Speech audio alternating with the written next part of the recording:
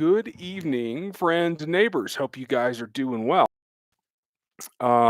This is live, folks. I'm going to start having to announce so people don't get confused when they see some of my videos, the way that they're shot. So this one's live. Welcome on in. For those of you that are not from this community, welcome. It's fun. Our big time host, Aaron Morrow, is running not only the chat, but he is the mod for the channel. Hope you guys will be nice to him. Give him a hand. Looks like we should have all the mic hookup and everything running well. Looks good to me. Looks like there's comments in here, so we'll get started after I mute my phone. All right. If you're new to the channel, hit the sub button right now. Don't forget, hit the bell notification so you know when something's coming. And then leave your comment in the chat. If you're catching this on replay, make sure you throw your comments down below afterwards so that we can all kind of catch up. And if you like this one, leave a thumbs up. The thumbs ups really help, especially right now when there's so much content on YouTube. Thanks for everyone being home. It does help get us in the forefront of people's feeds. Just this thing here.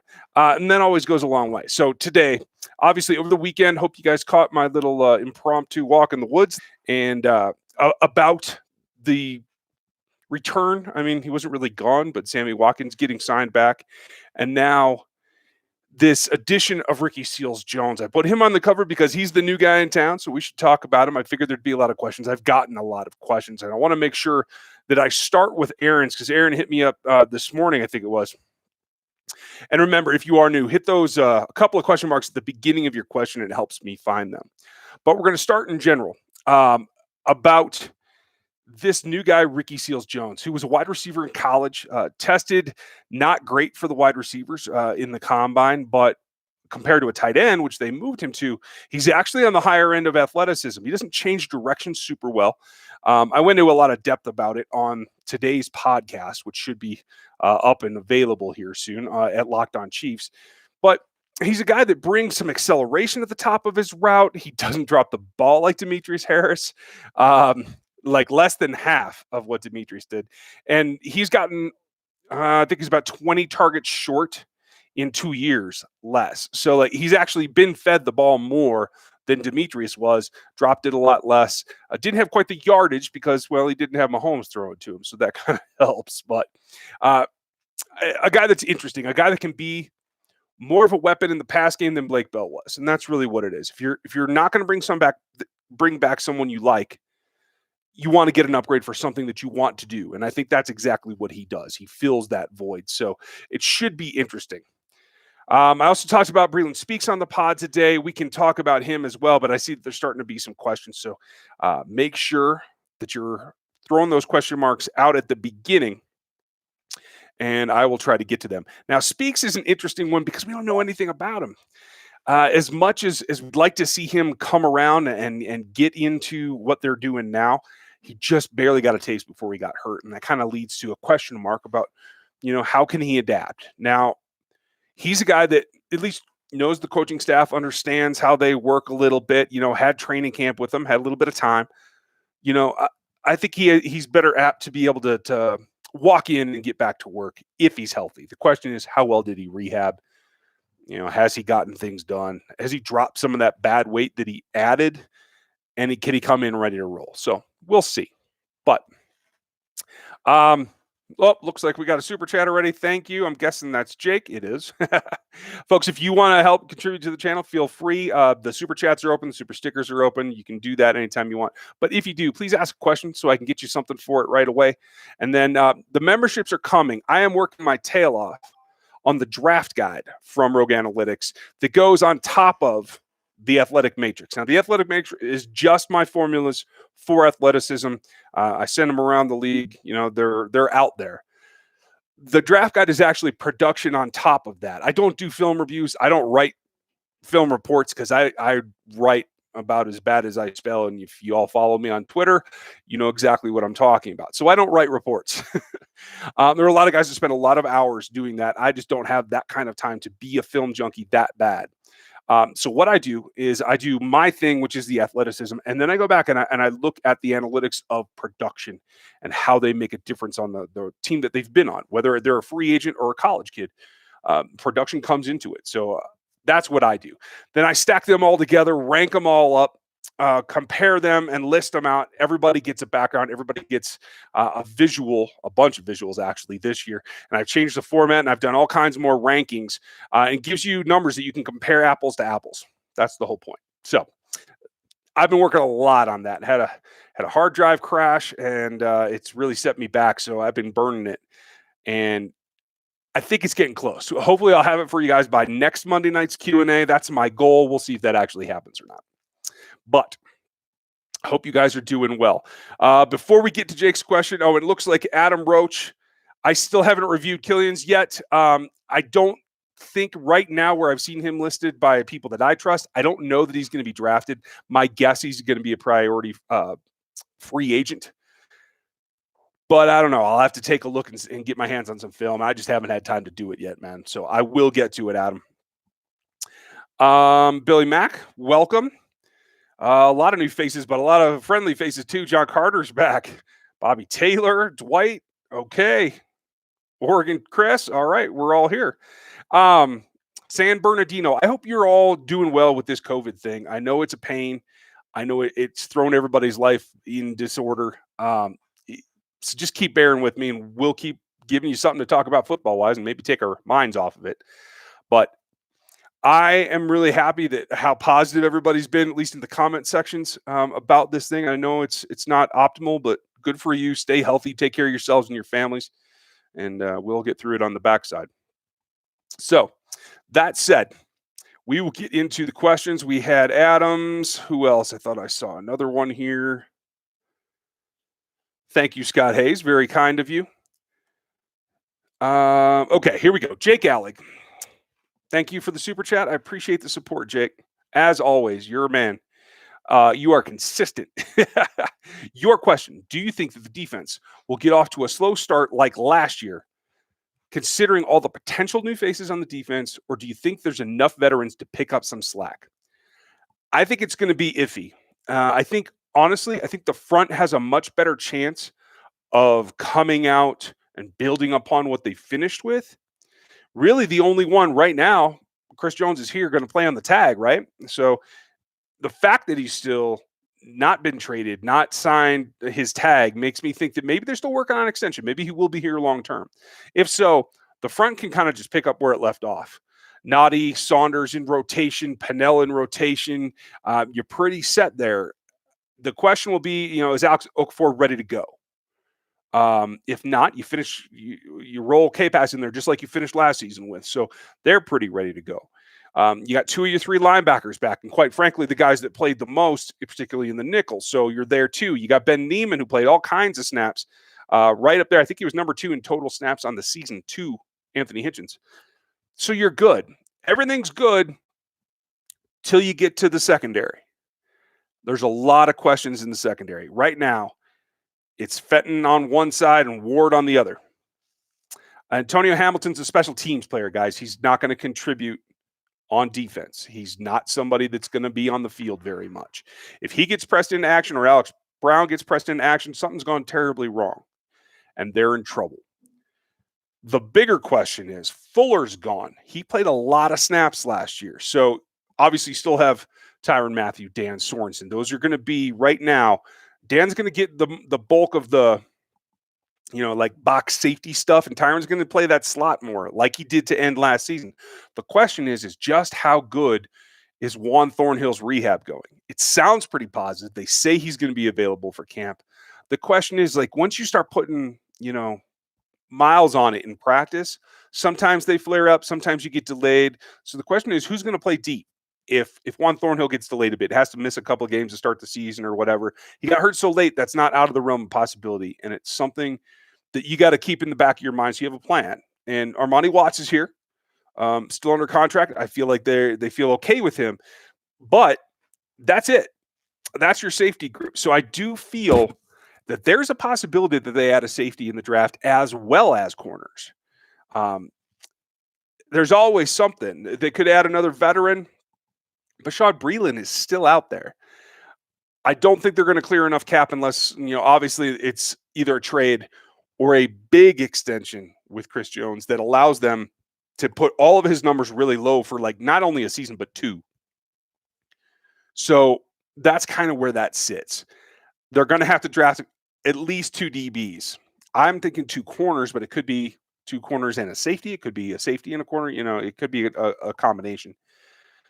And that's going to be really troublesome. A lot of fresh faces are going to have to get in the mix there. Like right now, the most optimal thing for them is for Bashad to come back for a reasonable deal, probably after they either have Chris extended or they trade him. And it may be a draft night trade for Chris Jones. I don't know if there's going to be a market before then. We just don't know.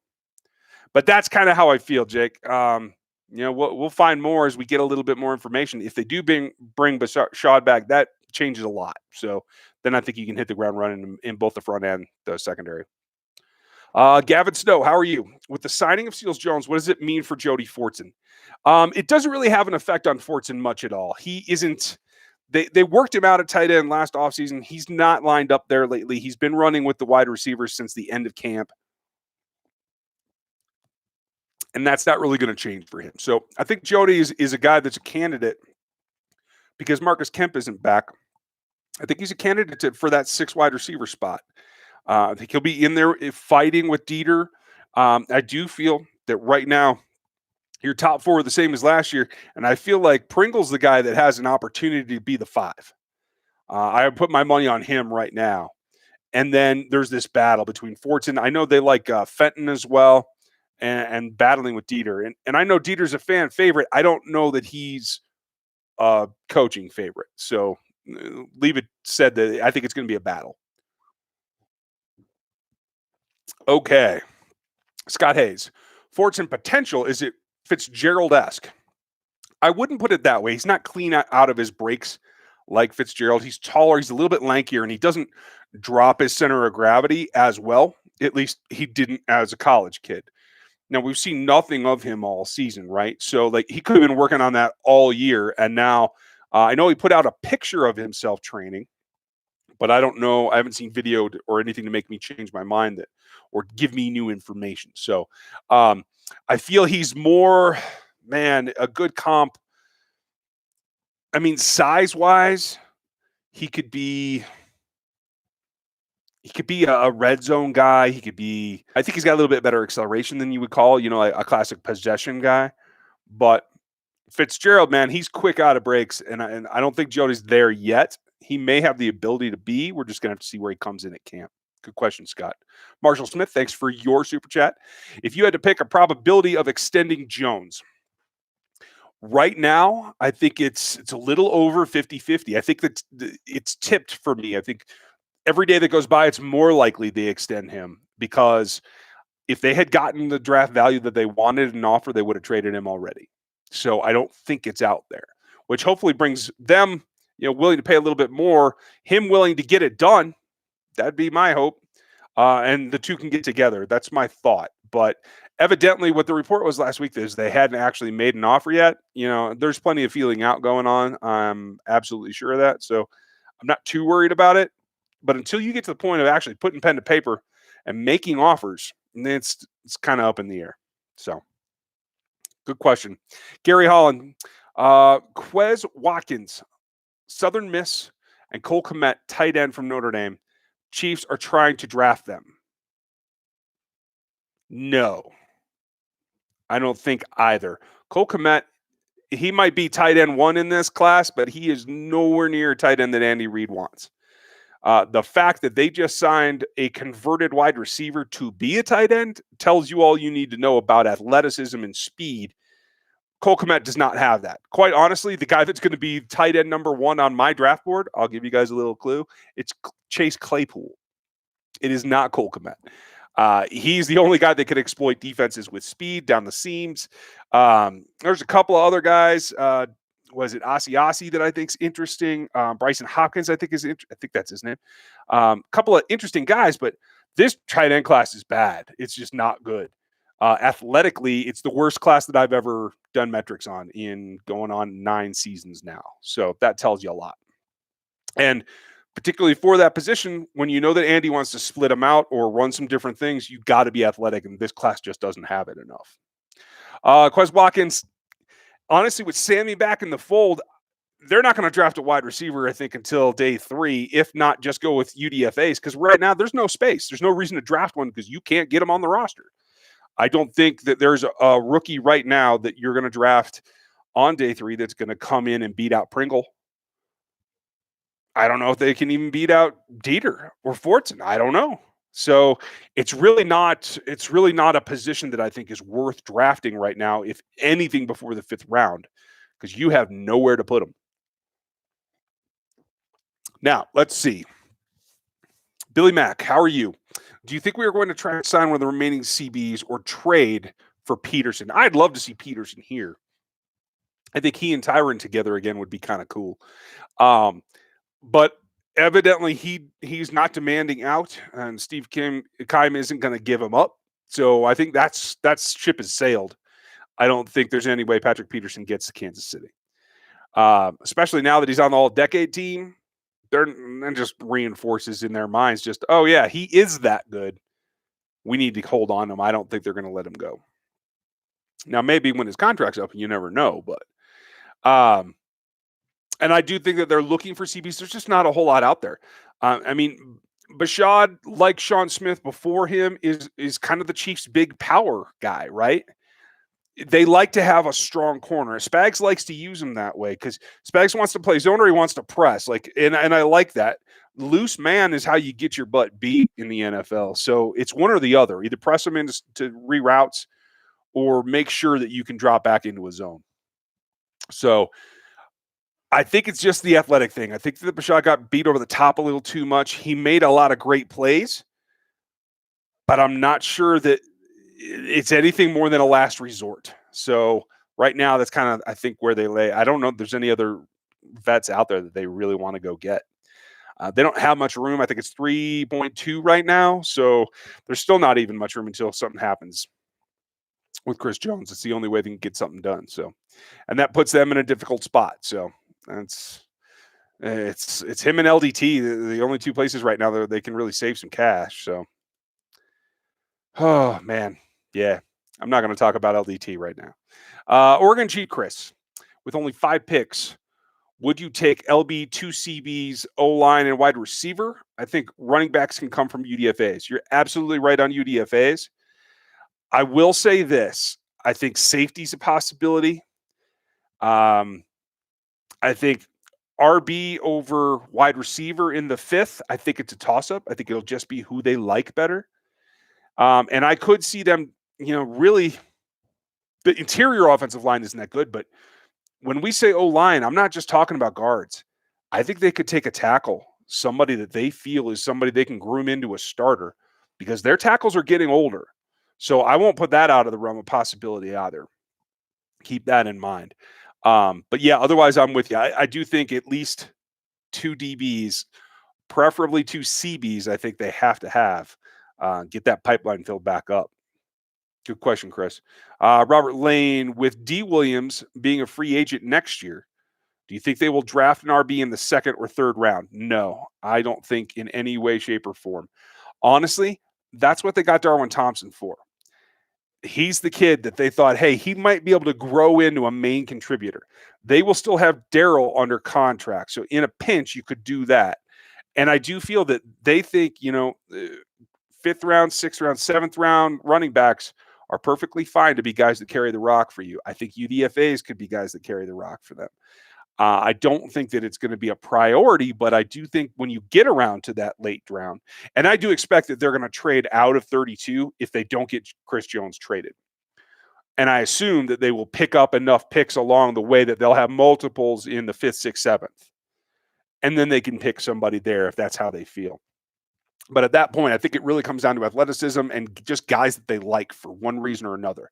They really like the way Darwin played. That's why they drafted him. So I think that he's going to get more of a shot this year than he did last. Obviously, without Shady or Spencer Ware around, there's more reps to go around. And I think that's good for him. Casey K, how much does having a virtual draft affect the Chiefs' strategy? The only thing that I can see that it might affect is that everybody's going to be on the phones and wheeling and dealing a lot more. It won't be guys that are so connected, they're just going to make their pick. Like, I feel like it's going to open up the communication lines between teams, and maybe that means other teams ahead of them move around and puts the Chiefs in a position where they can't get one of their first round grades.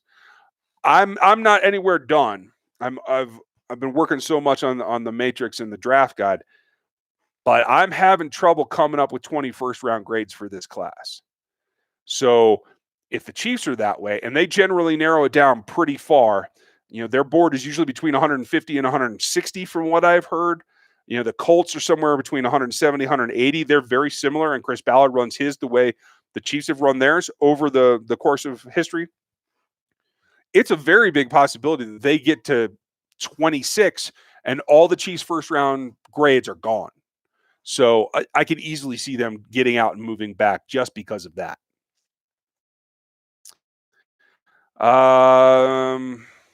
Got Chris's, got Robert's testicular tactics. How are you? Why isn't Mitchell Schwartz a tackle? Is that much of a switch? It is. It's completely. Close your eyes. Try writing with your left hand. It's that big because your eyes are one way half the time. You have to be able to move laterally, move backward, keep one arm over here, have your head on a swivel. There's a lot of coordination that goes into playing tackle, period. And I think it's just the fact that he's not as quick. And so getting a vertical set against speed rushers who traditionally lined up over on that side, that's not the case anymore. I think it's becoming more and more that, tackles are almost ubiquitous on both sides. But that's the reason that he started there. And now it's just he's played his whole career on the right side, so he's not going to change. It's a taller order than you would think it is. Everything is reversed. Footwork, handwork, everything. Good question. System killer, no, this is my terrible, terrible live stream because I have no bandwidth. People like to complain that every now and then my videos look good. They look good because they're pre-recorded. Everything I pre-record looks awesome. I have a great camera and it looks great. It's anytime I try to go live, I just don't have the bandwidth to upload. So, and of course, the company that I was going to use is closed down their operations because of the virus. So I don't even know if I'll have it by football season. Jerry Cole, what or who are you going to replace McCoy? They're going to go in-house. I think they're going to bring up Elijah McGuire too. And I think they will, like I said, add somebody after the fact. So there's more coming. I don't think they're there yet. Scroll too far. That's what happens. Okay, got that one, got that one.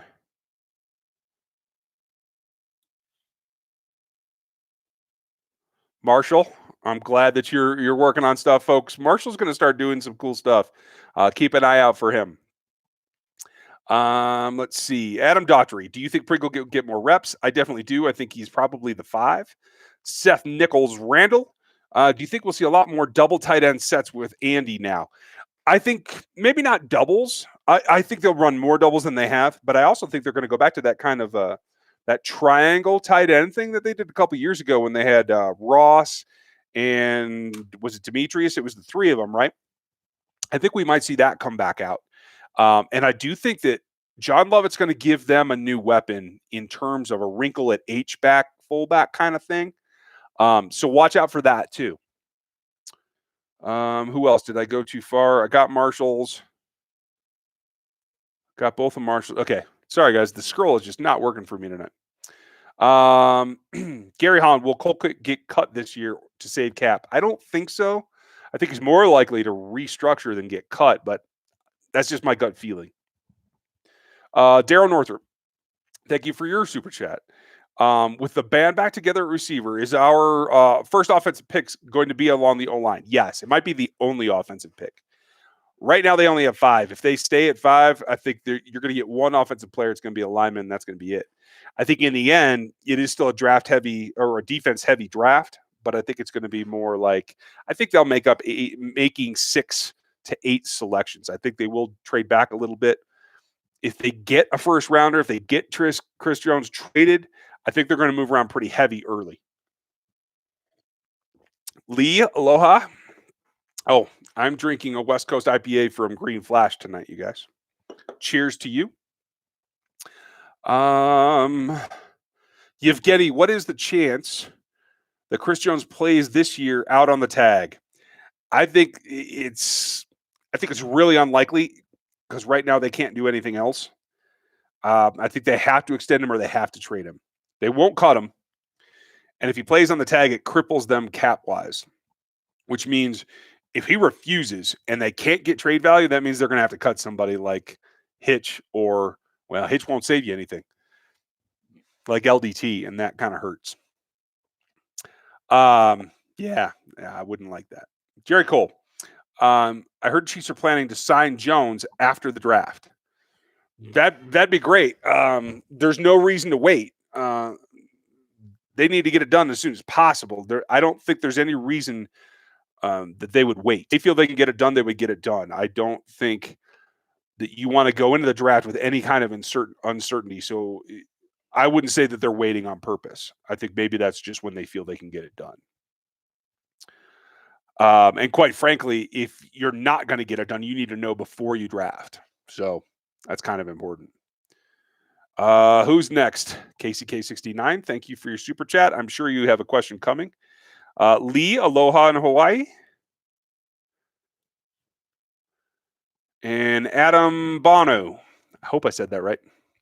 What impact do you think Breeland Speaks will have this year, and will his status affect the draft? I think it's a concern about the draft. In fact, good timing, Adam, because I addressed this on the Locked On Chiefs podcast today. It went up about half an hour ago, so it should be available. I spent a whole segment on Speaks, and I think it's just a big question mark right now.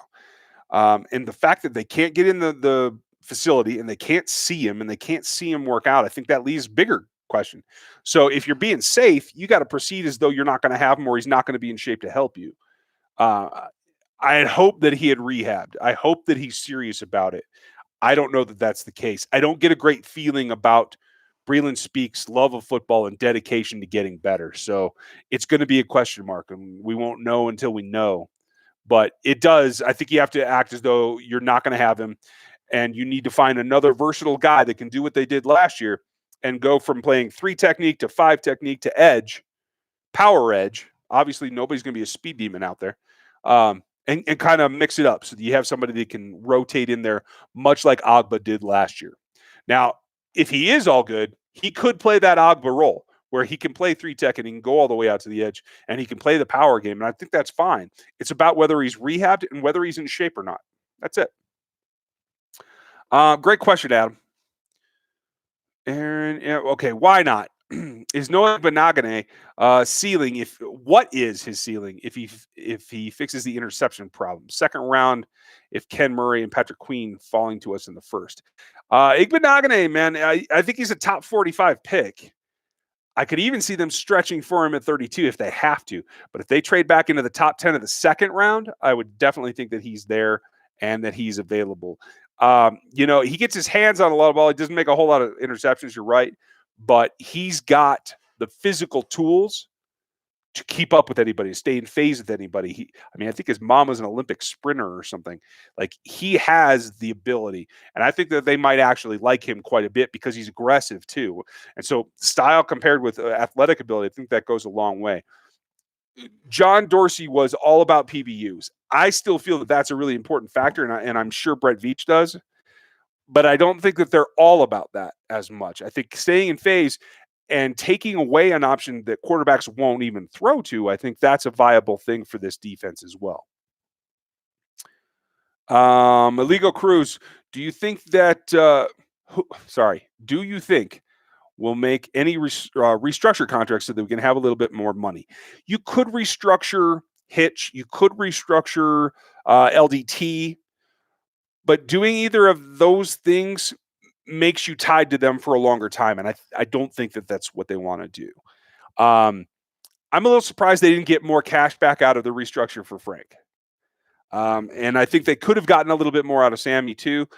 So I'm guessing they don't have a lot of that going on. My guess is there's not too much blood from a stone you can get. Let's see. KCK69. If somehow we get CJ Henderson, would he become our CB1 with Ward at 2? That would be my guess. but it's just a guess. He has the potential to do that. That's how I would project it probably in year 2. As a rookie, it's always tough to walk in and be a rookie in the league against, the likes of Cortland Sutton and Keenan Allen and the teams that the Chiefs have to play this year. But yes, I think eventually that's how it would settle out. I do believe C.J. Henderson has more upside, and his top end, if he achieves his potential, is higher than Trevarius Ward's. Good way to put it, Casey. Gary Holland should be trade Jones because I think he is not going to get better, and we get the most out of the draft picks for him. I would agree with you. Chris has performed well. I don't know if you pay him if he's motivated to get better. I think he's very, very good. I don't think he's the best defensive tackle in the league. I think he's number 2 behind Aaron Donald, and I don't think that's going to change unless he wants to put in a whole lot of work. Because he's got to play better on rundowns. He's got to play every single down, and he's got to be more dominant, not just speed-wise. He's got to play with some more strength. He's got to work harder. And I'm not sure if he gets paid, he's going to want to do that. So that's my thought. Good question, Gary, as always. Marshall Smith again. You the man. I'm glad to see you too, dude. Are you opposed to getting an edge rusher in the 4th round? I still feel Spags can find good value in round 3 to 4. Yeah, and I think that's particularly given the other needs that they have. 4th round for an edge, if you think you got somebody you like, I'm all for that. That's perfectly fine. I just don't feel that this edge class in general is very good. One guy in the 4th round that I'll give you guys a clue at, I like Anthony Jennings. He's like a power, stand-up linebacker. He can play out of a 3-point stance. He's not super fast, but I like the way he plays, and he has a tendency to be involved in making plays. He's out of Alabama. Check him out. But yeah, that range, I'm with you, Marshall. Let's see. The Nihilist, you're alive. How are you? Jeremy Jones, thanks for your super chat. Appreciate it. If we're able to re-sign Breeland, do we focus on LB first? It's a question mark. I mean, you can say they want to focus on it. The Chiefs are going to take somebody that's on their board at value. Brett Veach might have reached a little bit for Breeland Speaks. I think that's, showing itself to be true. I think he's going to learn that lesson. I don't think he's going to be so fired up to go get anyone in particular. So here's the thing. Simmons is going to go probably top 12. He might fall a little bit. I'm not convinced he's going to be a top 5 pick like a lot of people are. But he's going to be gone. I think Murray's the second best linebacker, off-ball linebacker in this draft. Do the teams agree with me? I don't know. But he could easily go. I think it's going to come down to, like you saw my mock draft the week before last, does Patrick Queen make it to the Chiefs at 32? That's the big question. If he does, I think they'll go for it because he's a true coverage linebacker that they feel has upside and they can train. He hasn't played that much, you guys. I could pull his stats right now and just verify this. And by the way, Jeff Porter, if you're in the chat tonight, thank you, sir. Folks, give Jeff Porter a hand. He has been knocking out of the park, helping me research all the stats for the draft guide. He's a heck of a dude, and he is tireless. So I appreciate it, Jeff. Let me look at the linebackers. And so Ken Murray's played an entire season more than Patrick Queen has. 40 games to 29. And Queen wasn't a starter until late last year with the debacle with Michael Divinity and that kind of stuff. So there's a lot more experience on the Ken Murray side. He's not as explosive playing backwards, but he is more explosive playing downhill, and I think he's got better run fits playing downhill. So I like that. I think you can leave him and Hitch on the field as a big nickel 2 linebacker set and still be able to combat the run so you're not getting your butt kicked every time you go into the nickel. So I like that. But I think other teams are going to like him more too. So I do think that Queen's probably the guy that's going to fall. Whether he falls to 32 or not, that's going to be the big question to see. Great question, Jeremy. Moito, how are you? Trade back from 32, grab DeAndre ankle breaker Swift and a corner in the 2nd round. I like Andre Swift, and I think you guys who have followed me long enough know that I appreciate the University of Georgia program. But no, I'm not spending a second round pick on any running back in this class. I think Swift is probably the best, and the fact that he's a second round guy, probably he might creep into the first, but that tells you a lot about the quality of running back here. It's just not one that you make an investment in that position. The running game much more important than a single running back. That's just the way it is in the modern game. So I like Swift a lot. I wouldn't mind him on the roster, but I wouldn't spend a second round pick either. The Chiefs just can't afford to do it. That's costing you a guy that could start at corner or linebacker. Tim Countryman, do you think that there's a number one corner in this year's draft? If so, who? Okay. I am down with Okudah being a number one corner and being the best corner in this draft. Is he a lockdown guy? I wouldn't say that.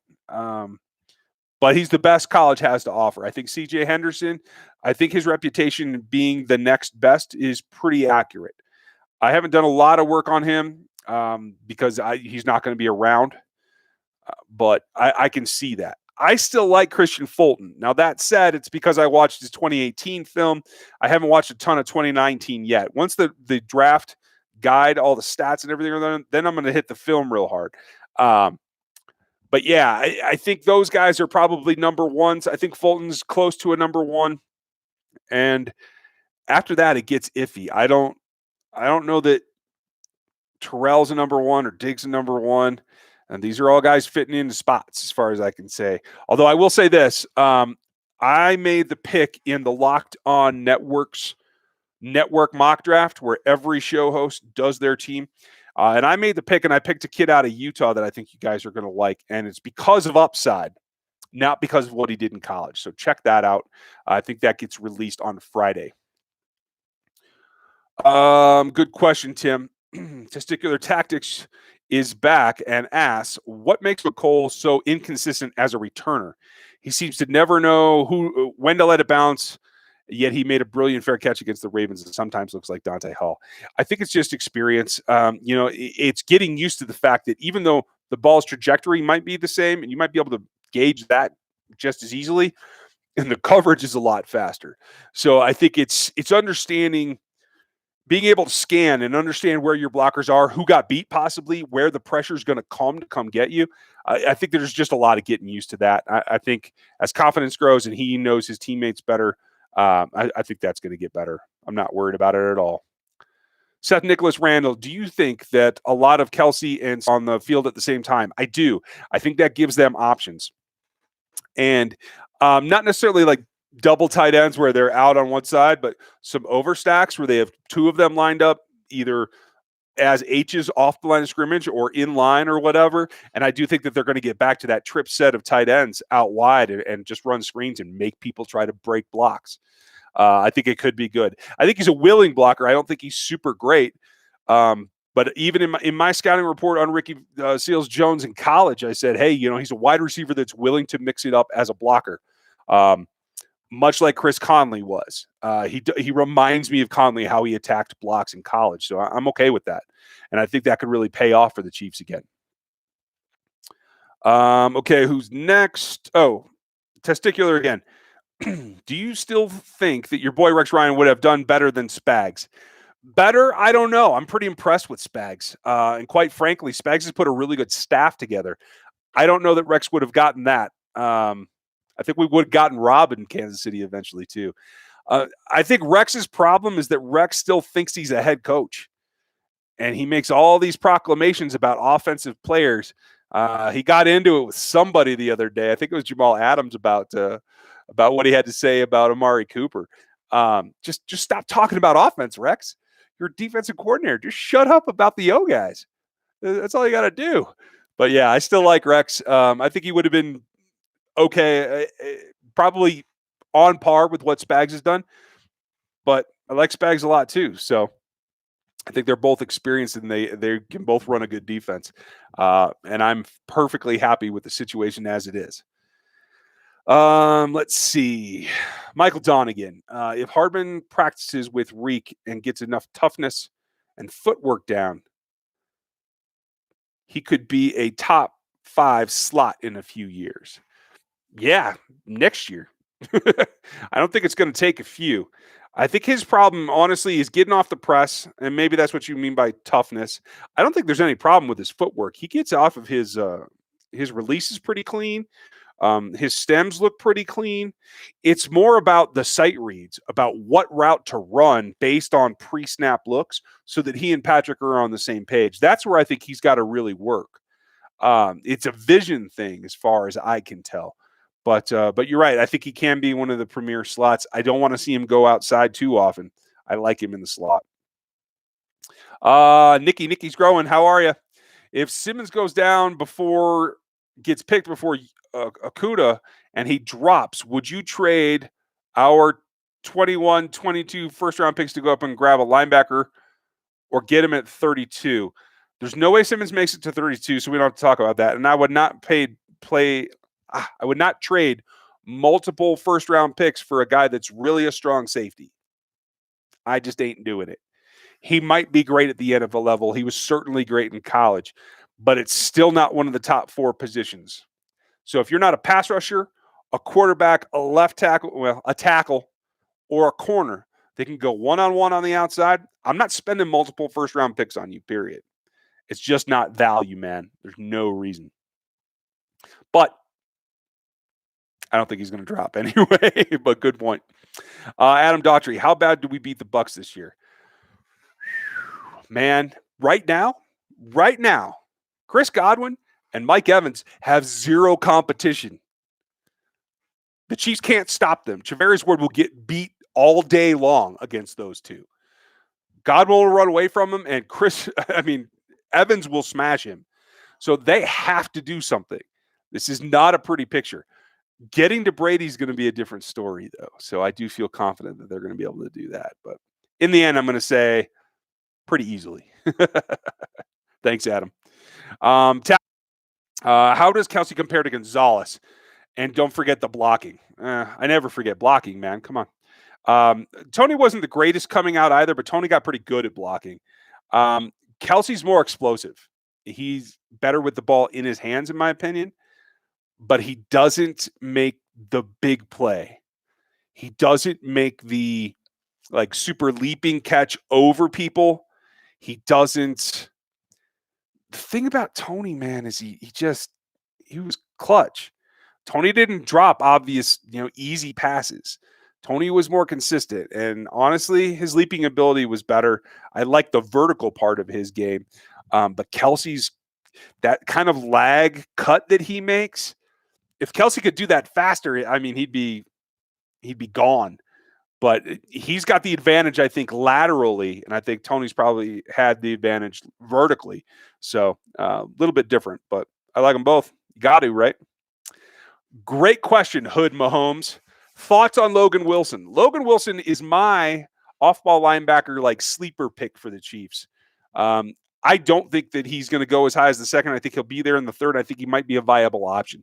If he slips past that, he's definitely a viable option. When my stats come out, you'll see that not only is he a good athlete, but he makes plays. Between forced fumbles, interceptions, and passes defense, he's like number 3 behind Isaiah Simmons and one other guy. You guys are going to love it when the draft guide comes out. Logan Wilson, linebacker, Wyoming. Keep your eyes on him. Aaron Morrow, why do you keep passing on Badass? That's what I call him. What's wrong with him? A lot of injury history, and he's a power guard. He's not a zone guy. He's not great when he gets in space. He's not really going to help you on screens. The backs are going to get, they're going to catch the ball in about 3 steps. They're going to be past him. He can't get down the field. He's just not the right type player for this offense, in my opinion. So yeah, I always skip by him. If he lasts that long, honestly, I think he might be a better center. But if he lasts that long, I could see taking him in the third. If he's still there, he could be an option. But he's just not the right demographic, really. You're looking for somebody like Mitch Morrison. Tyler Badass is not like that. Biad is. That's what I should say, I guess. Let's see. Michael Bauer. Is there corners in this class that are an upgrade over Breeland? Yes, a number of them. in terms of athleticism. Breeland's experience makes up for quite a bit.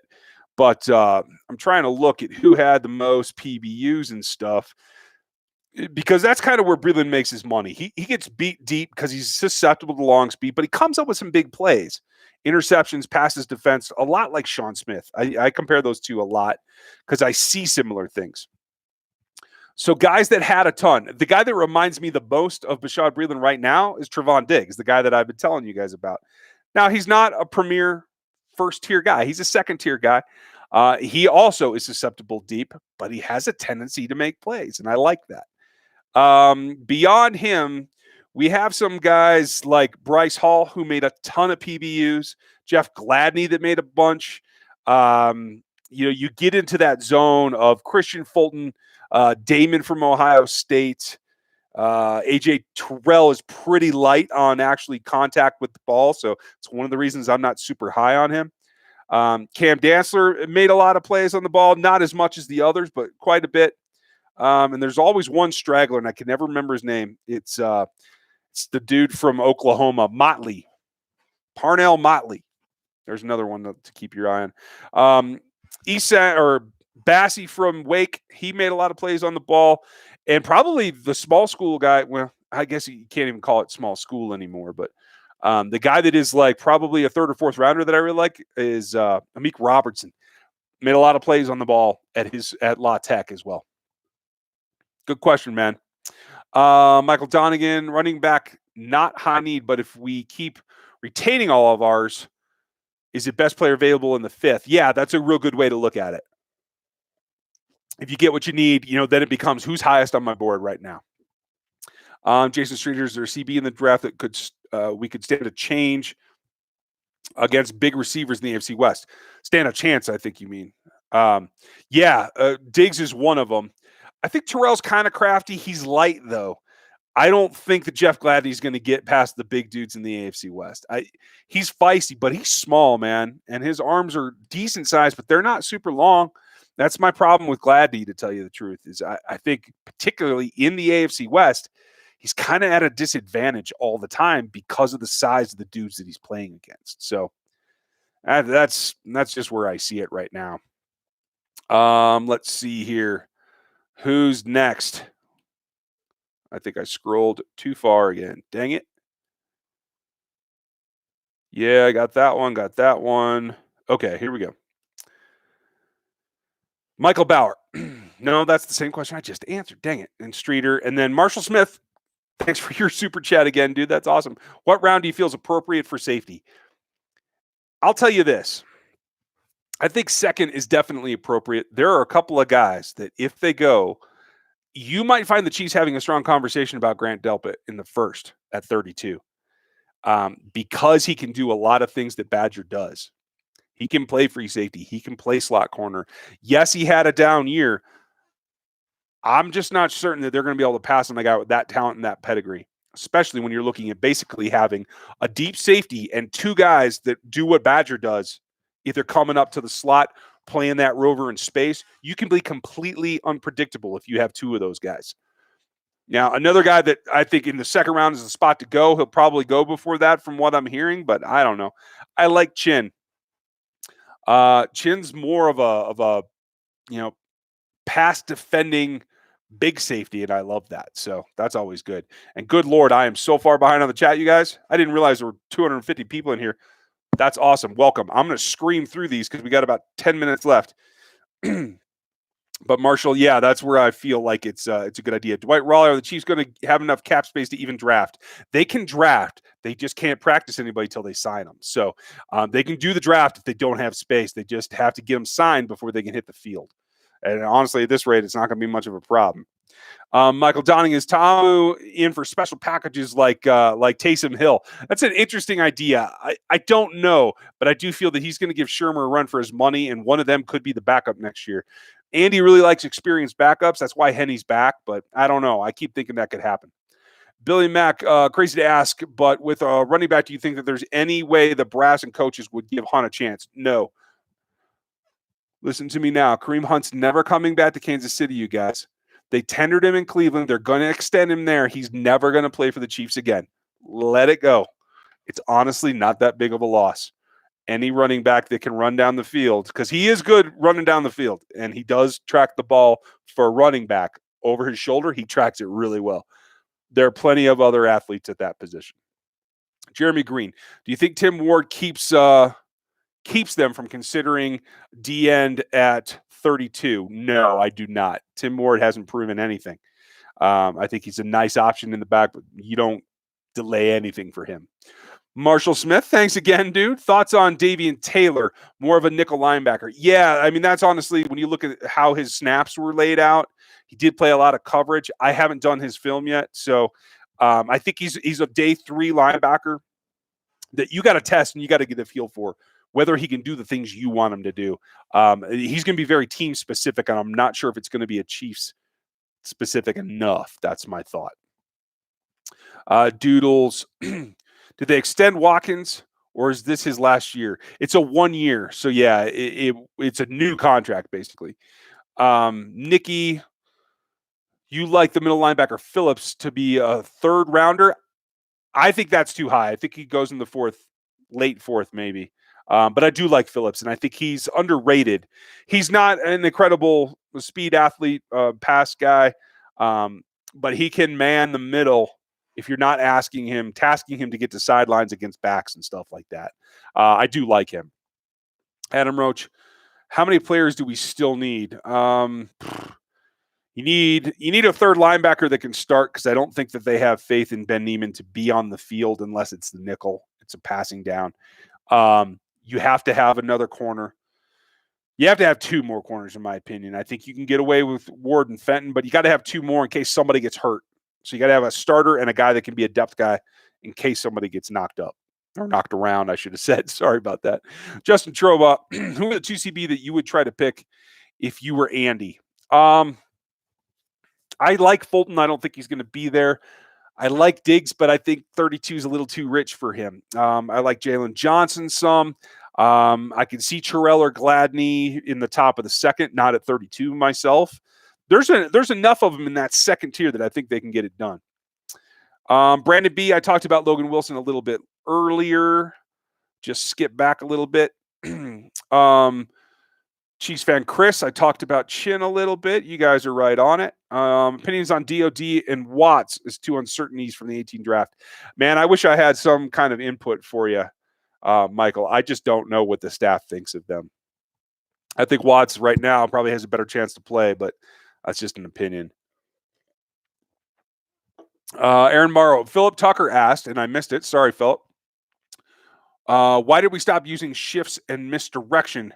That was our biggest advantage. Well, I think it worked out anyway. They won a Super Bowl, but it just depends. You know, Andy wants to constantly keep things new, and that's just a temporary. They went away from it. They'll come back to it. He just wants to keep everybody on their toes all the time. The NFL, they're going to watch film, and especially like during the regular season, they're going to watch 4 or 5 weeks of film. So if you rotate, you can keep that thing fresh so that they're not looking at that film. Most teams don't go back and watch a whole season of film every week. So you might have a couple that are pretty digging like that, but that's not that bad. Jerry Cole, should we be looking to get someone into Clark's position if he goes down again? Yeah, that's the problem. There's no depth at edge that can actually, affect the quarterback right now. So yeah, like I said, that like a later round edge guy, I think that could get it done. I think that's somebody to do to make a priority. Jack Hall, what do you think we'll aim for the draft involving our secondary? Corner, safety, unless somebody just with high value falls that they really like. Josh, 1994, is AJ Epinesa a consideration? What's your take on him? I think he's a pretty poor athlete that only knows how to bull rush. He's good with his hands, and he can play that power edge, but I don't think there's enough there. I don't think he can be a force at the NFL level, so I would not draft him personally. And I don't think the Chiefs will be that interested. He fits the mold, but I don't think he can perform in it at the NFL level. Casey Masterpiece, should we draft a safety as insurance for Thornhill? Yeah, that's what I was talking about before. That is a definite consideration. Aaron Morrow, do we try to restructure Fisher to try and keep him happy? You could try. I don't think there's a whole lot of room there, and I don't think he'd go for it, to tell you the truth, but I could be wrong. Daryl Northrup, thanks for your super chat. Do you see K-Pass being able to crack the double-digit sacks plateau this season? I'm not sure. If they set him up, and quite frankly, if they get him a better pass rusher in at the 3-tech on his side, I think maybe, but that might be a little heady. I think 7 to 8 sacks is probably possible. Double digits stretching a little bit for me, but I've been wrong before. Pono Kwai, how are you, dude? Jones for Clowney if Clowney agrees to take less. I don't like Clowney. I just don't. I don't think he's an alpha. I think he's a guy that's a good athlete, and he relies on that. I don't think he tries hard. I don't think he wants to be great. I don't know. What did he get? 3 sacks in Seattle last year? Not interested. That's just me. Potoquai, Clowney, and Clark on the edges. Nah, man. Nah. I'm not going down that road. Nuh-uh. Joe Planecki, I hope I said that right, Joe. Cale Garrett to the Chiefs. Well, there's an undersized speed linebacker that can cover. I know he's a hometown guy. I'm not. What did he go to play in Liberty or something in high school? I can't remember. Yeah, I mean, it's a possibility. He's going to be a late round draft pick, so why not take a stab at it, especially if you acquire extra picks. Only Knives, do you think the Chiefs should go big and go get Simmons or just fill good positions with LB safety corner with Queen, Stingley, Chasen, Fulton, Delpit? Stingley's not eligible, man. He's a freshman. You got 2 years till you get to see him in the NFL. But yeah, Simmons isn't worth going to get. At the end of the day, his role, no matter what it is, even if he's Troy Polamalu, doesn't affect games enough to make it worth doing all that. So yeah, get him. Ray Booth, is there a real way the Chiefs can sign Mahomes and Jones to long-term contract? I truly think this is important to keep Jones. Thanks, Ray. It's certainly possible. They'd have to kind of stagger each of them back and forth about who's like the biggest paid for the while. But I mean, honestly, I think they're just trying to hold off until they know what the new CBA is going to look like and what they can pay Patrick, how they can do it. So I don't see that happening. They might be able to pull it off, but it's going to be a juggling trick, is what I think. Steven Concepcion, do you like the red pants or the white pants for away uniforms? Red. I hate white pants. Was the Chiefs defense good, lucky, or both? I mean, a little bit lucky. If the Niners had run on that second, third down where they passed back-to-back times and Jones got his hands on it, might have been a different game. That way they were lucky. But the defense sold out, and they did their job too. So I'm going to say both. Marshall Smith again, man. Thanks, dude. If we lose Jones, who steps up at DT? It's got to be Saunders as the pass rusher and Pennell as the run guy. That's the way it's got to be because that plays to both strengths, and you got to have a rotation. So, yeah, Stu, I do like Jalen Johnson some. Steve Concepcion, what would you have to get Simmons? And is there someone similar in the draft that you think they could get? They could take a chance on Gay in like the third round. He's actually just as good an athlete. Was just slightly slower in the long speed, but he's better in several categories than Isaiah Simmons is. He's a risk, though, because of his off-the-field stuff. It would likely take 2 first-round draft picks to get in the top 10, top 12. And that's where you got to go to get Simmons is my guess. So it's not going to happen. Michael Donegan, is there a 4th, 5th round receiver to replace Sammy or D-Rob in 2021? There's a number of them, man. There's a lot of 4th round receivers that are going to go. They're going to be interesting. So many so that no names are springing to my head right now. But there's so many receivers in this class that are solid. Like Chase Claypool is going to be a 4th round pick, in my opinion. Maybe somebody takes a chance on him before then. I don't know. It would be kind of a reach. I mean, Juwan Jennings, who's the kid from Oregon that stood out to me on film? I can't remember. Juwan Johnson, 6'4", 230. I mean, there's plenty of guys. I like Van Jefferson. I like Justin Jefferson. KJ Hill's probably a 3rd or 4th rounder that you could probably pick up. There's a lot of options out there, man. Big wide receiver class. Let's see. Steve Concepcion. Do we need a bookend for Clark? Yep. Okafor's going to be back, but you never know about his chest, that torn pec. So you got to take your chances. You got to have a backup plan. Thoughts on Mike Remmers from Finn? I think Remmers is the new Wiz. He can step in and play when he has to. I think Wiz is better. I don't think Remmers is that good. But he's better than Cam Irving, in my opinion. So I think he can get more done. Andy said he's going to come in left guard. Well, he's competing against Martinez Rankin and Andrew Wiley. So I don't know. If you're coming in to compete against those two guys, you're not that good. You're not a starter. So that's kind of how I take it. I think he's great depth, and I think he's a guy with a lot of experience that can play 4 positions on the offensive line. I think he can help them. Daryl Sparks, do you think Pringle takes over Robinson this year? He could. I thought he was going to have more of a run last year. I think they're going to be a little surprised to have Robinson back, so maybe they can get that done. I think eventually it's Pringle's spot to slide into where Robinson is now. Steven, you're the second person to ask me about Adrian Killians. I haven't seen him yet. Just got too many other things going on, working on the draft guide. So how many draft picks do you think we'll actually end up with, and how many corners do we draft? I think they have to draft 2, Nathan, and I think they end up making 6 or 7 selections is my thought. Josh, yeah, I answered your question before about Epinesa. He's not a consideration for the Chiefs, in my opinion. Russ Guerra, I'll try to slide back and find your question. I'm sorry I missed you. Excuse me, you guys. Tactics. Okay, there we are. Where's Russ? There's the tactics. Let me get you while I'm here. Hopefully you can afford a Corona test with this money. Thanks. I appreciate that. Prime JJ Watt or prime Aaron Donald? JJ every time. Can go all the way out to the edge, can press from the A and B gaps. Donald can't do anything outside of the B gap. So no, definitely JJ in my opinion. Concepcion, should we upgrade over Fisher? Hard to do. Fisher's a very good tackle. I don't think, man, I don't know. Wirfs is pretty good, but he's not that aggressive. Becton, I'm not sure, you guys.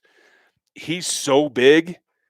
I don't know if he's going to last and stay healthy. I just don't know. I don't know if there's many upgrades in this draft that you could get. So Nick Harris, center for Washington in the 3rd. No way. Nick will go maybe even the 5th, Jeremy. He's going to be a value, and he's a guy that I've looked at in the past. He's just not a very good athlete. And at the Senior Bowl, his anchor was pretty bad. He got bull rushed bad. So I think that leaves a lasting impression with the NFL. Marshall Smith again. Thanks again, dude. Shout out to Maron Harms for helping. Yes, absolutely. Morrow has done, Mr. Aaron Morrow has done a great job as the mod. And I'll have Dan back on here sometime soon. We're trying to figure out a time to record something. So Rashad Rozier, should we be expecting anything from Speaks at this point? That's a good question. I don't even know if he's healthy. When we find out whether he can get on the field, then we'll have a better idea whether he can do anything on the field. Adam, have the Chiefs given up Dorian O'Daniel as a 3rd down linebacker? It seems like it. But another year in the system, come back and earn his way again. Thanks, Aaron. Yeah, I got Marshall's thing on Davian Taylor. I said I hadn't looked at it yet, but he is that kind of pass coverage guy. Man, I cannot find Russ Guerra's question, Aaron. If you can grab that, that would help me. Because I want to answer Russ's question, and I keep missing it. Okay, you guys. Casey Masterpiece for the Chiefs. Take a look at Eric Berry. Nope, I don't think Eric can play again. Brian Gooch, you're alive. Hey, thanks. Well, I'm glad you're back, dude. I'm sorry you just hit the end there. We're wrapping up, but Russ Guerra, leave your question in. I'm searching right now, but I don't think I'm going to find anything. Oh, wait, I just found it. Never mind. DT Saunders. This will be the last question, guys. Russ Guerra, thanks for your patience. DT Saunders has great athleticism at 346 pounds. DT never play great as rookies. True. It's difficult to be dominant. Do you think we'll have a big role next year or in the future? Yeah. I think he played at 326, though. And I think he needs to play a little bit lighter because I think he's got a very good first step, nearly as good as Chris Jones. And I think he's just got to hone that. I think he played better against the run than I expected him to as a rookie, and I think he will take a big step forward in 2020. So great question. Cheese Chris, I wouldn't be upset if they picked Delpit and a Seabury project. I can see that too. Yeah. And like I said, he can be a jack of all trades. So Mr. Gooch, I'll go back and watch the content. Thanks, buddy. I appreciate that. Hey, I'm going to wrap it up there, you guys. I know this looks crappy because of my internet. It's only worse now that there's so many people here in Colorado. We're on a stay-at-home order, so there's so many people on my internet in my neighborhood that it's bogged down. I appreciate your patience, and thank you very much. And for everybody who gave a super chat tonight, thank you very much. I'm going to try to record some shorter videos that I can put up that look better. And as soon as I can get better internet, we'll be there. I'm going to do a live broadcast of the first round of the draft. If I can do it on here, I will. If I have to just do it audio, I'll do that, but I will let you guys know. So appreciate all of you. Thank you for hanging out. I will check you next time, and I have a couple of cool things coming this week, so check them out. I'll have a discount code for you on the draft guide when it's done. Have a great week. Stay healthy, stay safe, and I'll talk to you next time.